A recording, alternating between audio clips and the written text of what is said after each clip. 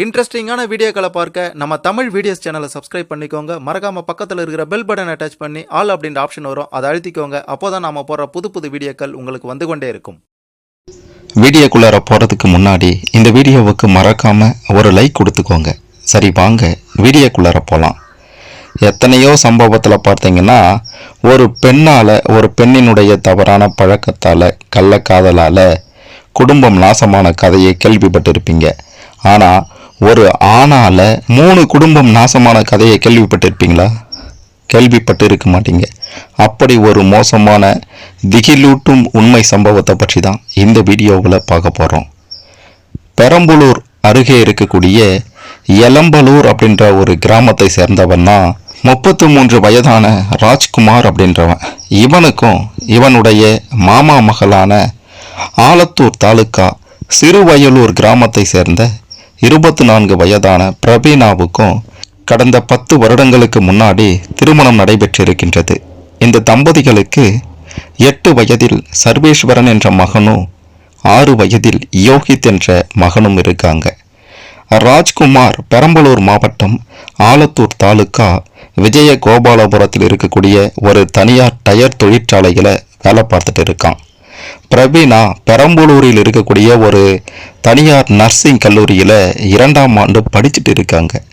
பள்ளிக்கு விடுமுறை விடப்பட்டிருந்ததால இந்த தம்பதிகளின் மகன்களான சர்வேஸ்வரன், யோகித் ஆகியோர் சிறுவயலூரில் இருக்கக்கூடிய பிரவீனாவின் பெற்றோர் வீட்டில் இருந்திருக்காங்க. இப்படியாப்பட்ட ஒரு சூழ்நிலையில் கடந்த சில தினங்களுக்கு முன்னாடி ராஜ்குமார் இரவு வேலைக்கு போயிருக்கிறாரு. அப்போது பிரவீனாவை அதே பகுதியில் இருக்கக்கூடிய தன்னுடைய சித்தப்பா நமச்சிவாயம் வீட்டில் வசிக்கக்கூடிய அக்கா கீர்த்தனா வீட்டில் விட்டு செல்வதாக கூறி தன்னுடைய மனைவி பிரவீனாவை 2 சக்கர வாகனத்தில் அழைத்து சென்றிருக்கான் இந்த ராஜ்குமார். வழியில் எலம்பலூரில் இருந்து திருச்சி சென்னை தேசிய நெடுஞ்சாலைக்கு செல்லும் பிரிவு சாலையில சென்றபோது இந்த தம்பதியினரை யாரோ தாக்கி இருக்காங்க. அப்போது பிரவீனா அங்கேயே இறந்துட்டு இருக்காங்க.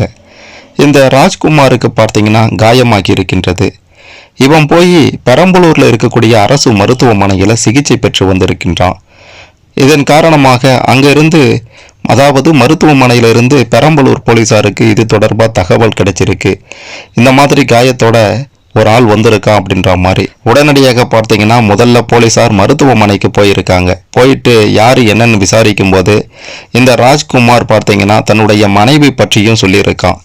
இதனால போலீசார் சம்பவ இடத்துக்கு போய் பிரவீனாவுடைய உடலை பார்வையிட்டு விசாரணை நடத்தினாங்க. பெரம்பலூர் மாவட்ட போலீஸ் சூப்பிரண்டு ஷியாமலா தேவி அங்கு வந்து பார்வையிட்டு விசாரணை நடத்தினாங்க. கைரேகை நிபுணர்கள் சம்பவ இடத்துல இருந்த தடயங்களையும் சேகரித்தாங்க. மேலும் போலீஸ் மோப்ப நாயும் வரவழைக்கப்பட்டது. சம்பவ இடத்துல இருந்து இந்த நாய் மோப்பம் பிடித்தவாறு சென்றது. ராஜ்குமாரினுடைய சித்தப்பா நமச்சிவாயம் வீட்டிற்கு ஓடியது. அதன் பிறகு திரும்பவும் சம்பவம் நடந்த இடத்திற்கு ஓடி வந்தது. ஆனால் யாரையுமே இந்த மோப்ப நாய் கவி பிடிக்கவே இல்லை. முதல்ல பார்த்தீங்கன்னா நகைக்காக இந்த சம்பவம் நடந்திருக்கலாம் அப்படின்ற மாதிரி போலீசார் சந்தேகம் அடைந்தாங்க. ஆனால் பிரவீனா அணிந்திருந்த நகைகள் எல்லாம் அப்படியே இருந்தது. இதனால் இது நகைக்காக நடக்கலை அப்படின்ற மாதிரி ஒரு முடிவுக்கு வந்தாங்க. அதன் பின்பு பார்த்தீங்கன்னா பிரவீனாவுடைய உடலை மீட்டு பிரேத பரிசோதனைக்காக பெரம்பலூர் அரசு மருத்துவமனைக்கும் அனுப்பி வைத்தாங்க.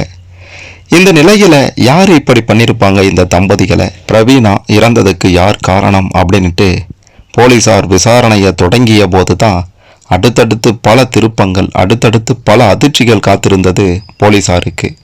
அதாவது இந்த சம்பவத்தில் பிரவீனாவின் கணவர் ராஜ்குமார், ராஜ்குமாரின் அண்ணி ஆனந்தி, வேலூர் மாவட்டத்தில் இருக்கக்கூடிய வேலூர் மாவட்டத்தில் ஆம்பூரில் இருக்கக்கூடிய கூலிப்படை ஆட்கள் தீபக், சந்தோஷ் பாபு, சரவணகுமார், லக்கி, பப்ளு ஆகியோர் கைது செய்யப்பட்டாங்க. கைது செய்த பிறகு இந்த ராஜ்குமாரிடம் நடத்திய விசாரணையில் அவன் சொன்ன தகவலை கேட்டு போலீசாரே பார்த்தீங்கன்னா ஒரு நிமிடம் அதிர்ந்து போய் நின்றுட்டாங்க. ராஜ்குமார் பிரவீனா தம்பதிகளுக்கு திருமணமாகி 10 ஆண்டுகளாகி இருக்கின்றது. இந்த 10 ஆண்டுகளில் இவன் இந்த ராஜ்குமார் பண்ண அக்குரமங்களும் அட்டூழியங்களும் ஏராளமா.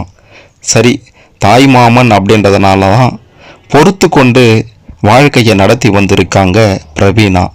இந்த தம்பதிகளுக்கு 2 மகன்களும் இருக்காங்க. என்னதான் நடந்தது? ஏன் பிரவீனாவுக்கு இந்த நிலை?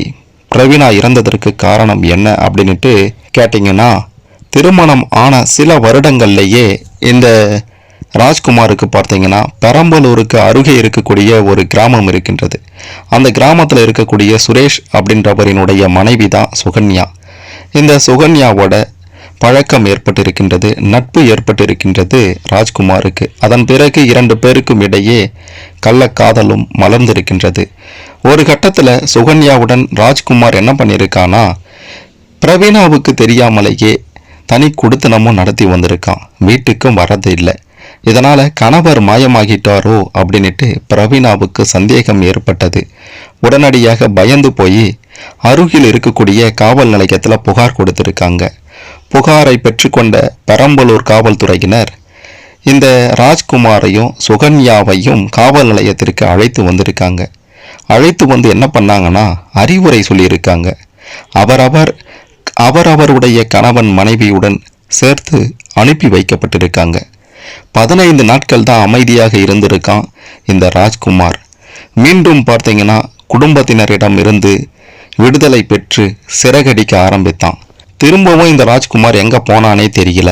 இந்த முறை சுகன்யாவுடைய கணவர் சுரேஷ் பார்த்தீங்கன்னா மனைவியை கண்டறிந்து தரணும் அப்படின்ட்டு காவல் நிலையத்தில் புகார் கொடுத்திருக்கிறாரு. புகாரை ஏற்றுக்கொண்ட காவல்துறையினர் மீண்டும் இந்த ஜோடியை ராஜ்குமார் சுகன்யாவை கண்டுபிடித்து வந்து குடும்பத்தோட அனுப்பி வச்சிருக்காங்க. நல்ல வேலை போலீஸாருக்கு வேற வேலையே இல்லை போல. இந்த மாதிரி ஆட்களுக்கு பாதுகாப்பு, கண்டுபிடிக்கிறது, சமாதானம் பண்ணுறது, அறிவுரை பண்ணுறது. சரி, ரைட்டு. சுகன்யா பார்த்தீங்கன்னா இந்த முறை திருந்திட்டா போல. தன்னுடைய கணவரின் பேச்சை மதித்து ராஜ்குமாரோட பேசாமல் இருந்திருக்கா. ஆனால் ராஜ்குமாரோட தான் பேசாமல் இருந்தாலே தவிர ராஜ்குமாரை விட்டுட்டு வேறு ஒருவருடன் பார்த்தீங்கன்னா சுகன்யாவுக்கு பழக்கம் ஏற்பட்டுடுச்சு. அந்த கதை அதோடு முடிஞ்சு போச்சு. சுகன்யா போயிட்டா. இந்த ராஜ்குமார் என்ன பண்ணியிருக்கான் அப்படின்ட்டு கேட்டிங்கன்னா, சுகன்யாவுடன் பேசாமல் இருப்பது தவிப்பை ஏற்படுத்தினாலும் திரை மறைவில் மன்மதன் போல தான் வலம் வந்துட்டு இருக்கின்றான். அதாவது தன்னுடைய அண்ணி ஆனந்தி இருக்காங்க, அவங்க கிட்ட பழக்கத்தை ஆரம்பித்திருக்கின்றான். ஒரு கட்டத்தில் பார்த்தீங்கன்னா அன்னியுடன் தன்னுடைய கணவர் ராஜ்குமார் தனிமையில் இருக்கிறத இந்த பிரவீனா பார்த்துட்டு இருக்காங்க. இதனால் ஆத்திரத்தின் உச்சிக்கே சென்ற ராஜ்குமாரின் மனைவி பிரவீனா என்ன பண்ணாங்கன்னா, ஆத்திரம் தாங்காம ராஜ்குமாரை செருப்பால் அடித்திருக்காங்க, வெளுத்து இருக்காங்க. அன்னி ஆனந்துக்கும் விளக்கமார் பிய வெளுத்து வாங்கி இருக்காங்க. வெளுத்து வாங்கி ஆத்திரத்தை தீர்த்திருக்காங்க பிரவீனா அவர்கள். இதனை அவமானமாக எண்ணிய இந்த ராஜ்குமார் பார்த்தீங்கன்னா ஏற்கனவே சுகன்யாவும் இல்லாமல் போச்சு, இப்போ இந்த ஆனந்தியும் இல்லாமல் போயிடுமோ அப்படின்ட்டு ராஜ்குமாரும் ஆனந்தியும் சேர்ந்து ஒரு முடிவு எடுக்கிறாங்க. இந்த பிரவீனாவின் கதையை முடிக்கணும் அப்படின்ட்டு.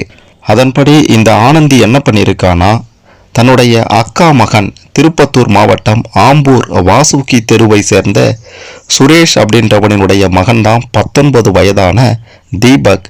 இவனுடைய உதவியை நாடியிருக்கா. இவனுக்கு ஏற்கனவே ஒரு குற்ற வழக்கில் தொடர்பு இருக்கு. அவனிடம் இந்த பிரவீனாவினுடைய விஷயத்தை சொல்லி கதையை முடிக்கணும் அப்படின்ட்டு திட்டத்தை போட்டிருக்காங்க. இதற்காக அவன் என்ன பண்ணியிருக்கானா, அந்த தீபக்கு 2 லட்சம் ரூபாய் கேட்டிருக்கான். சரி, ரைட்டு, 2 லட்சம் தானே கொடுத்துட்றேன் அப்படின்ட்டு சொல்லி கடந்த சில தினங்களுக்கு முன்னாடி ராஜ்குமார் 1,20,000 வச்சிருந்திருக்கான். அதில் 50,000 ஆனந்தியின் கணக்கிற்கு ஜிபே மூலமாக அனுப்பியிருக்கான். ஆனந்தி அந்த தீபக்கு அனுப்பி வச்சிருக்கான். மீதி பணத்தை அப்புறமா கதை முடிஞ்ச பிறகு தரேன் அப்படின்ட்டு சொல்லி இந்த பணத்தை பெற்றுக்கொண்ட தீபக் தன்னுடைய நண்பர்களான சந்தோஷ் பாபு என்கிற சஞ்சய் 19 வயசாகுது, சரண்குமார் அவனுக்கும் 19 வயசாகுது, பப்ளு இவனுக்கு 22 வயசாகுது, அடுத்ததா லக்கி என்ற லட்சன் இவனுக்கும் 19 வயசு தான் ஆகுது. இவனுங்க 4 பேருமே முதல்ல பெரம்பலூருக்கு வந்து சேர்ந்துட்டானுங்க. அதன் பிறகு இப்படி சம்பவம் நடக்க போகுது அப்படின்ட்டு ஆனந்தி ராஜ்குமார் இந்த 2 பேரும் அவனுங்க கிட்ட சொல்லியிருக்காங்க. அதன்படி சம்பவ இடத்துக்கு இவனுங்களும் போயிருக்கானுங்க. இப்படி ஒரு திட்டத்தை போட்ட பிறகுதான் இரவு வேலைக்கு போகிறேன் அப்படின்ற பேரில் பிரவீனாவை அழைத்து வந்து உறவினர் வீட்டில் விடுவதற்காக வந்தபோது திட்டத்தை கச்சிதமாக முடித்திருக்கான். பிரவீனா பார்த்தீங்கன்னா அங்கேயே இறந்துட்டு இருக்காங்க. தன் மேல சந்தேகம் வரக்கூடாது அப்படின்றதற்காக இவனுக்கும் சிறு காயம் ஏற்பட்டது போல நாடகமாடி இருக்கான். தற்போது விசாரணையில ஒட்டுமொத்த உண்மையுமே கக்கி இருக்கான் இந்த ராஜ்குமார். இவனால இவனுடைய குடும்பமும் போச்சு, மனைவியும் போச்சு, பிள்ளைகள் நடு தெருவில் நிற்கிறாங்க. இன்னொரு பக்கம் அண்ணி அப்படின்ட்டு சொல்லிக்கொண்ட அந்த ஆனந்தி, அவளுடைய வாழ்க்கையும் நாசமா போச்சு, குடும்பமும் நாசமா போச்சு. இன்னொரு பக்கம் அந்த சுகன்யாவுடைய குடும்பமே நாசமா போச்சு. இப்படியா 3 பேரின் குடும்பத்தை ஒட்டு மொத்தமாக அழித்திருக்கான் இந்த ராஜ்குமார். இவனை போன்ற ஆட்களுக்கு என்ன மாதிரியான தண்டனை கொடுக்கணும் அப்படின்ட்டு நீங்க நினைக்கிறீங்களோ மறக்காம கமெண்ட்ல சொல்லுங்க. இன்னொரு முக்கியமான விஷயம், இந்த மாதிரி அத்தை பையன், மாமா பையன், உறவினர் பையன் அப்படின்ட்டு அயோக்கிய பசங்களுக்கு பொண்ணை கொடுத்துட்டு அநியாயமா ஒரு நல்ல பெண்ணோட வாழ்க்கையை, பிரவீனா போன்ற ஒரு நல்ல பெண்ணோட வாழ்க்கையை நாசமாக்கிடாதீங்க. அதனால இந்த வீடியோவை மறக்காம லைக் பண்ணிக்கோங்க, ஷேர் பண்ணிக்கோங்க. இப்படி ஒரு சம்பவம் நடந்தது அப்படின்றத பற்றி பலரும் தெரிந்து கொள்ள இந்த பதிவு நிச்சயம் உதவும்.